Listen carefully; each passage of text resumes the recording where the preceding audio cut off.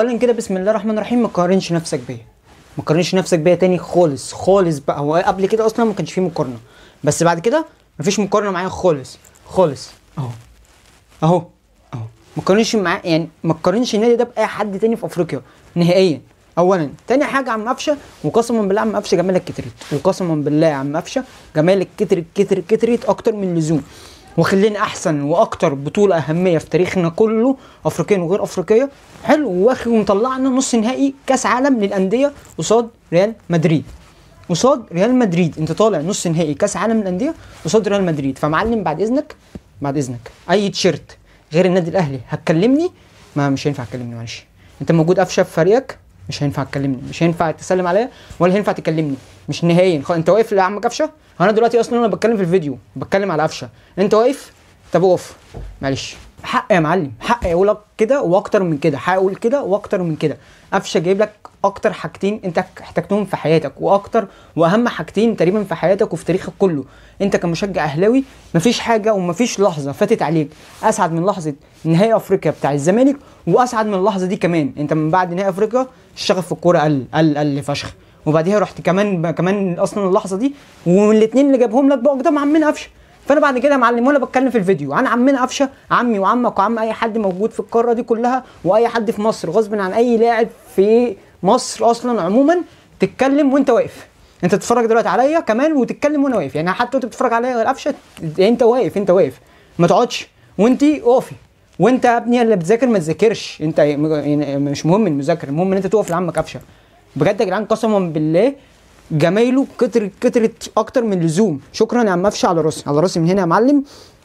اي انتقاد الواحد كان بينتقده ليك انت عادي تبطئ ليا والدنيا دي، ولا تسمع اي انتقادات من عالم ملهاش لازمه يا معلم. احنا عالم بتوع اطفال سوشيال اصلا، ما نسمعش الحوارات دي، سيبك من الحوارات دي يا معلم.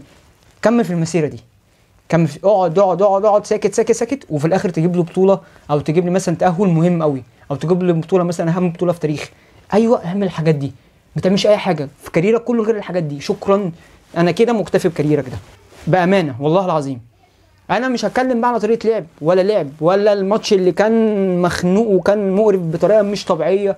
شوت اون تارجت اصلا لصفر شوت اون تارجت، فالماتش حرفيا مقرف تقريبا توتالي كله، وكان كله يعني كوره يعتبر يعني بساط بس على الفاضي والمليان، مفيش خطوره والدنيا كانت وحشه قوي.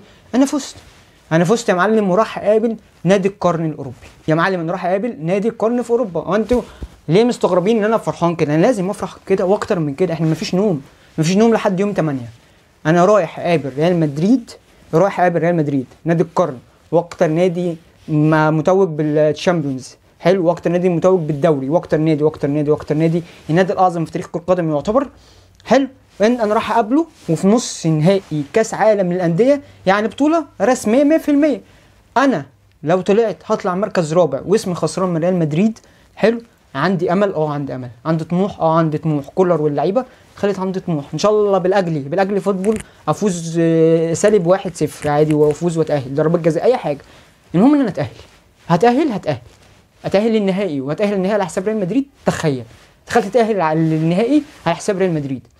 ملخص الماتش ان انت الماتش مجنون، دي المتعه. وانا قلت 100 مره الاهلي مش هيبطل الحوارات دي اكتر اهداف الواحد بيحبها في تاريخ كره القدم حرفيا. اهداف الدقيقه 88 والدقيقه 90 وبلس 90 عم عماد متعب عودنا عليها، وعم قفشه دلوقتي حاليا مره الدقيقه 85 و45 ثانيه، ومره الدقيقه دلوقتي 88. شكرا يا عم قفشه، شكرا اولا واخيرا، شكرا للعيبه، شكرا لكولر، شكرا لاي حد ساهم في ان احنا نلاعب ريال مدريد في ماتش نص نهائي كاس عالم في بطوله رسميه. سلام.